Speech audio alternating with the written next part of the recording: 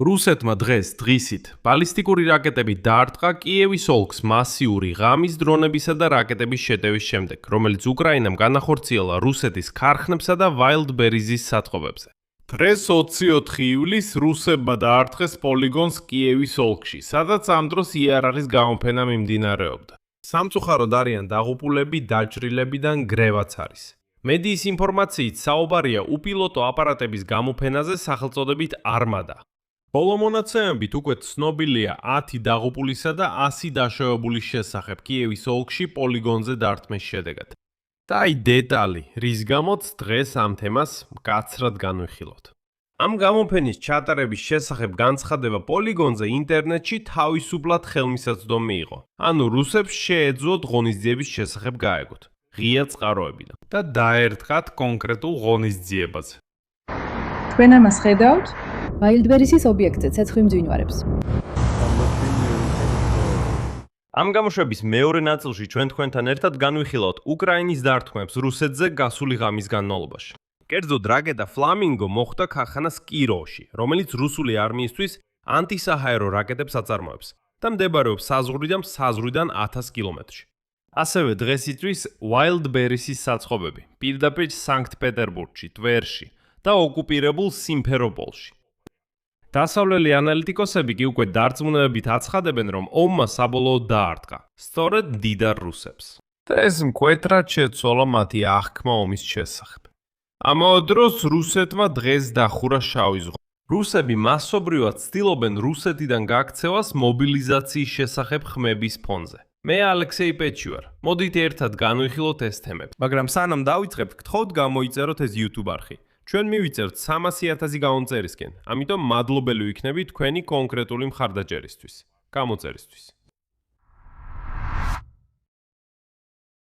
ამ გამოშვებას დავიწყებ კიევის ოლქში პოლიგონზე დარტყმით, რადგან ეს არის დღევანდელი დღის მთავარი და ყველაზე მტკივნეული ამბავი. 24 ივლისს დღისით რუსეთის ფედერაციის არმიამ სარაკეტო დარტყმა მიაყენა კიევის ოლქს. ამის შესახებ ოფიციალურად განაცხადა უკრაინის პრეზიდენტმა ვოლოდიმირ ზელენსკიმ. მან აღნიშნა, რომ დარტყმის ადგილზე მიმდინარეობს სამაშველო ოპერაცია.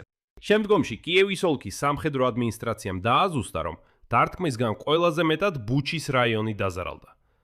წინასწარი ინფორმაციით დარტყმა განხორციელდა კერძო პოლიგონის ტერიტორიაზე, სადაც ღონისძიებები ტარდებოდა. დაახლოებით 11 საათსა და 30 წუთზე კიევში აფეთქებების სერია მოხდა. უკრაინის შეიარაღებული ძალების საჰაერო ძალებმა განაცხადეს რამდენიმე სწრაფი მიზნის გადაადგილების შესახებ დედაქალაქისა და რეგიონის მიმართულებით. მანამდე კი ჩრდილოეთიდან ბალისტიკური საფრთხის შესახებ აფრთხილებდნენ. სოციალურ ქსელებში მოგვიანებით გავრცელდა ინფორმაცია, რომ დარტყმა თითქოს კიევის მახლობლად სამხედრო ტექნოლოგიების გამოფენას მიაყენეს. ამის შესახებ ჟურნალისტებს უამბო თავდაცვითი პროდუქციის წარმოებელი კომპანიის First Contact-ის დამფუძნებელმა ვალერი ბოროვიკმა. მისი თქმით, ეს იყო სწორედ დრონების გამოფენა. ამ დროისთვის ცნობილია 10 დაღუპულისა 100-მდე დაჭრილის შესახებ. და ახლა ის რის გამო სოციალურ ქსელებში ამჟამად მძაფრი პოლემიკა მიმდინარეობს. შეიარაღების გამოფენის ჩატარების შესახებ განცხადება პოლიგონზე. განცხადება თავისუფლად ხელმისაწვდომია ინტერნეტში. მას უბრალოდ რეკლამას უკეთებდნენ. ან რუსულ დაზვერვას საერთოდ არაფრის მოპოვება არ სჭირდებოდა. საკმარისი იყო უბრალოდ გაეკონტროლებინათ ღია წყაროები საკვანძო საძიებო სიტყვებით. უბრალოდ ჩაეწერათ შეიარაღების გამოფენა, დრონების გამოფენა, დრონები და ასე შემდეგ. და კონტექსტური რეკლამა საბოლოოდ მოგაცუდით ინფორმაციას იმის შესახებ, რომ ასეთი გამოფენა ჩატარდება კიევის ოლქში.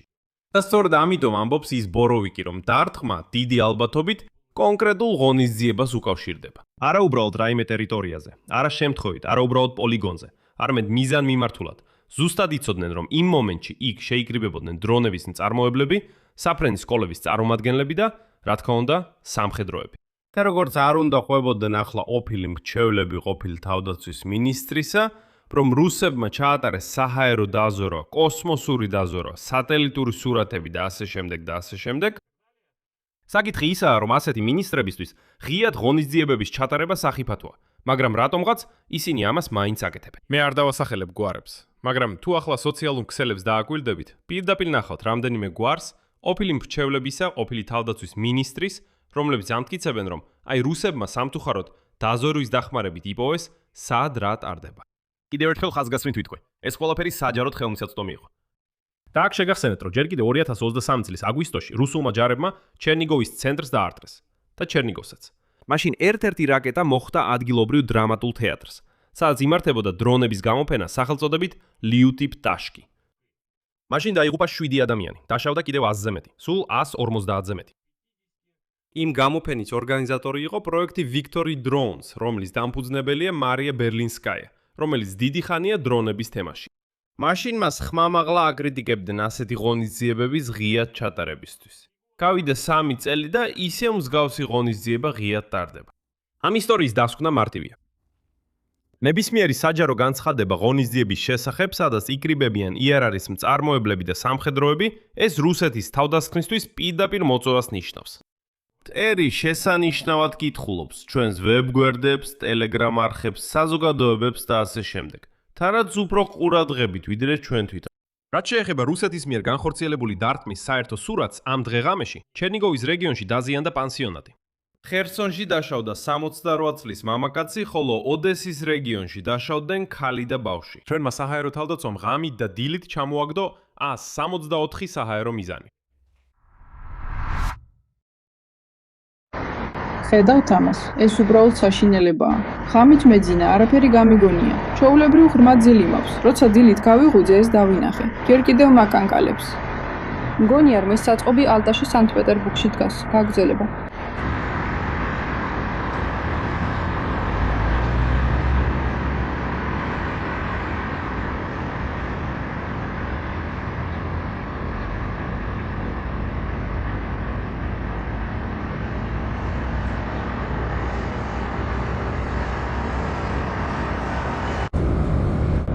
ისიტრის ვაილდბერის ფასიან გზაზე გავედი. ძალიან ძლიერად იწვის, თანაც პიტერში ყველაზე დიდი საწყობი. საჰაერო თავდაცვა აგდებდა? მუშაობდა სახაერო თავდაცვა, სულ დაახლოებით 7 ერთეული გადაუფრინეს ყველა საწყობს და ზუსტად ვაილდბერისზე დაარტყეს. გაგრძელება იქნება აი აქ კეთია. გაგრძელება იქნება.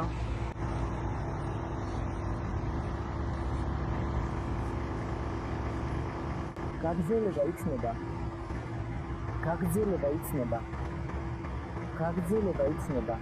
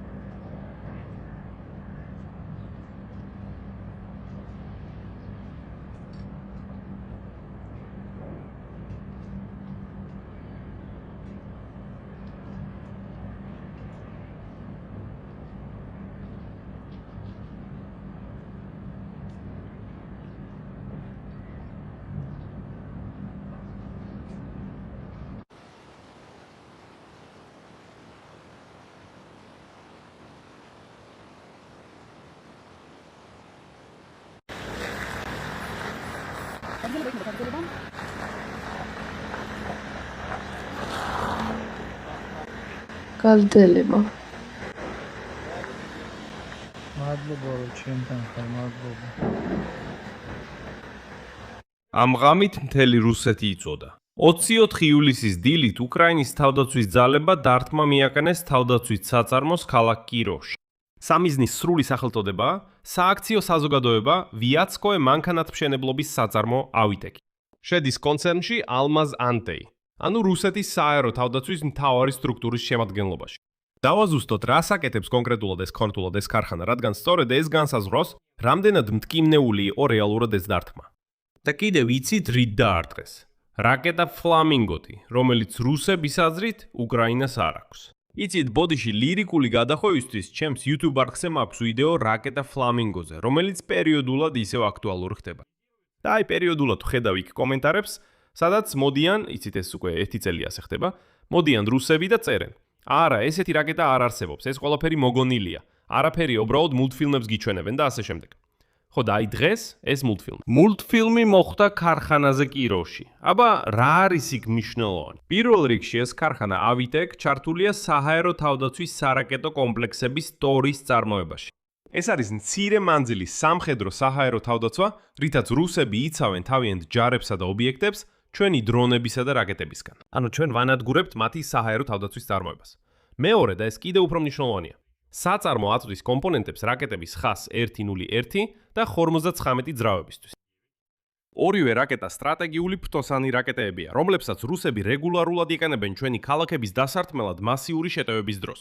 ანუ ქარხანა პირდაპირ მონაწილეობს იმის წარმოებაში, რაც უკრაინულ სახლებს ხვდება. მესამე ამის გარდა სპეციალიზაცია აქვს საჰაერო კლასის რაკეტებზე, სამიზნე რაკეტებზე, კატაპულტის სავარძლებსა და ავიაციურ სისტემებზე. რითაც ამ ქარხანას დაარტყეს, ეს საერთოდ ცალკე სიამაყე. უკრაინული კომპანიის Firepoint-ის თანადამფუძნებელმა დენის შტილერმანმა დღეს გამოაქვეყნა რაკეტის გაშვების ვიდეო და კომპანიაში დაადასტურეს, რომ რუსეთში ქარხანას დაარტყა უკრაინული წარმოების ფრთოსანი რაკეტა FP5 Flamingo.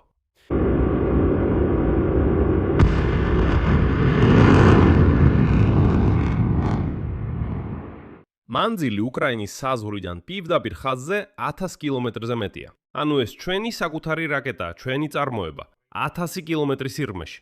როგორც ვფიქრობ, საკმაოდ მაგარი შედეგია. რუსული მხარის მონაცემებით შედეგები შემდეგია.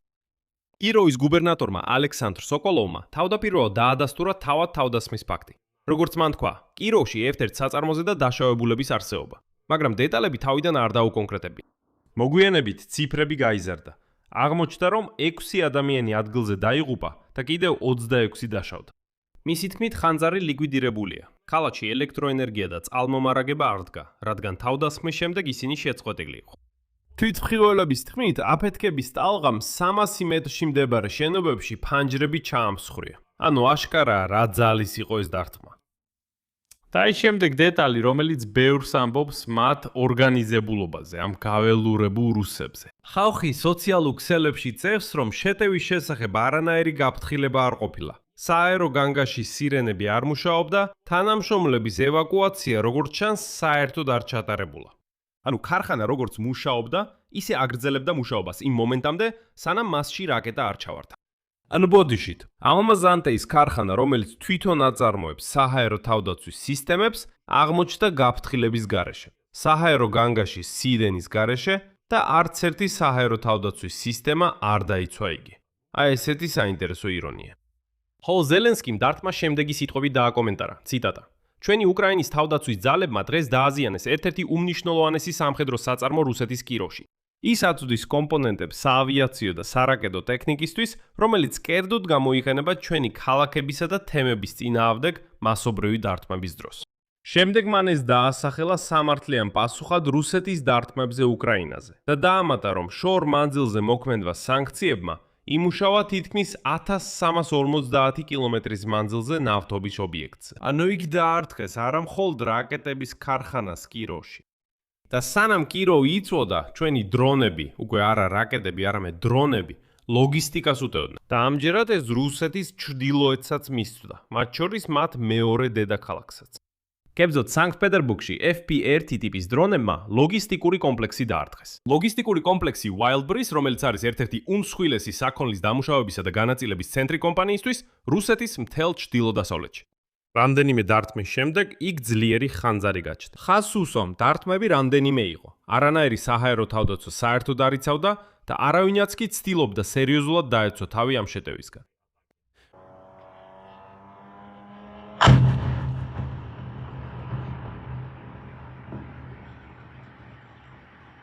გაბრძელა. იმათ ორსოკი. თვითონ შენატინოს.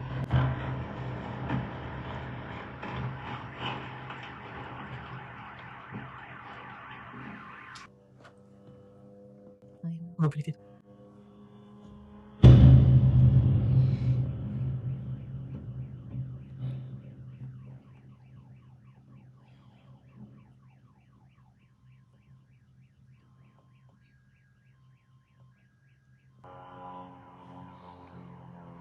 Aisha. ჟანდაბა.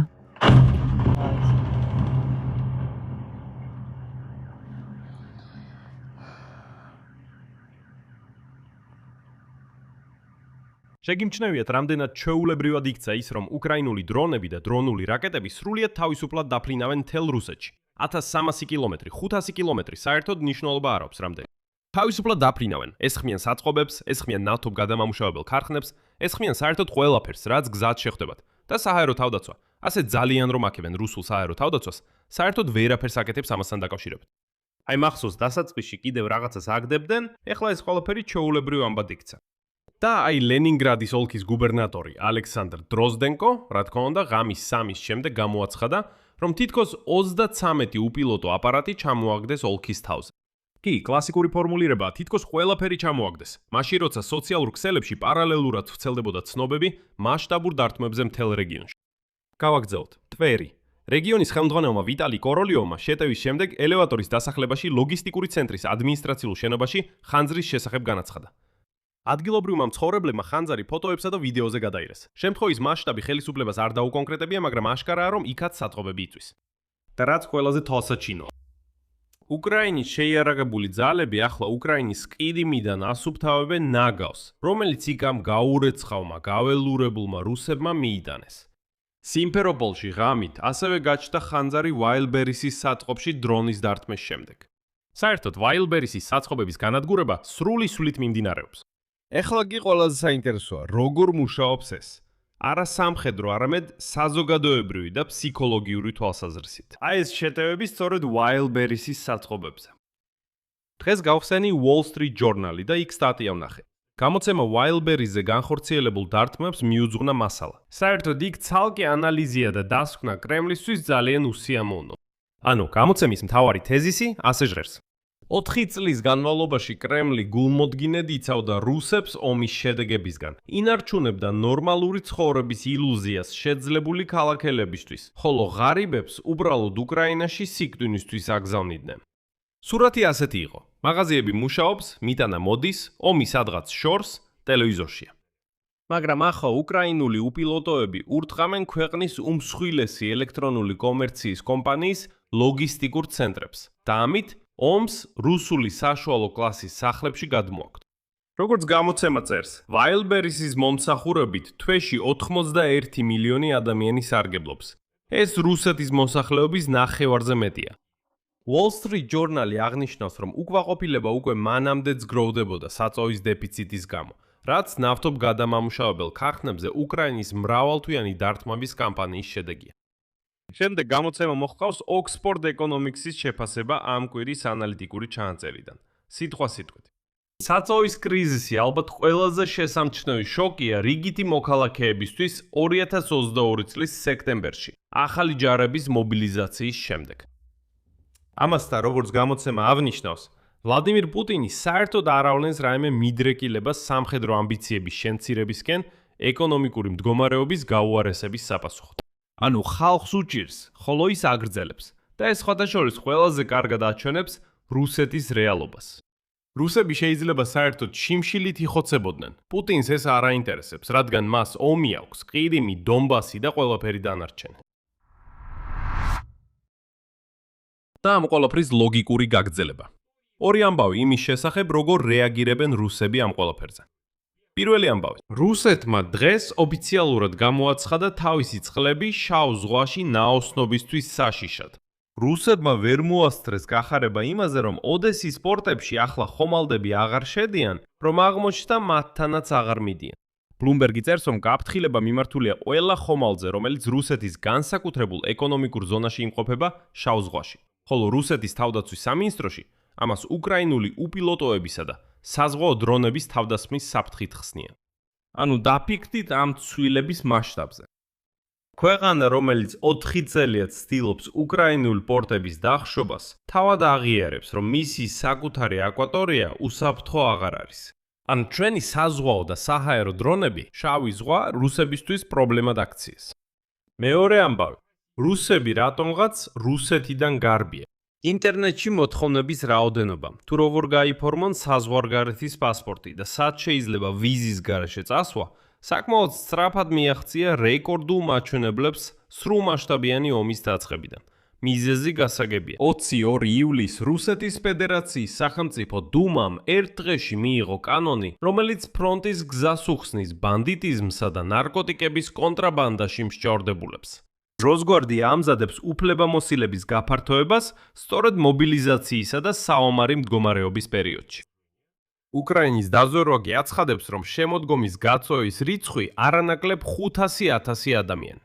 ამ თემაზე მე გუშინ მქონდა ცალკე გამოშვება.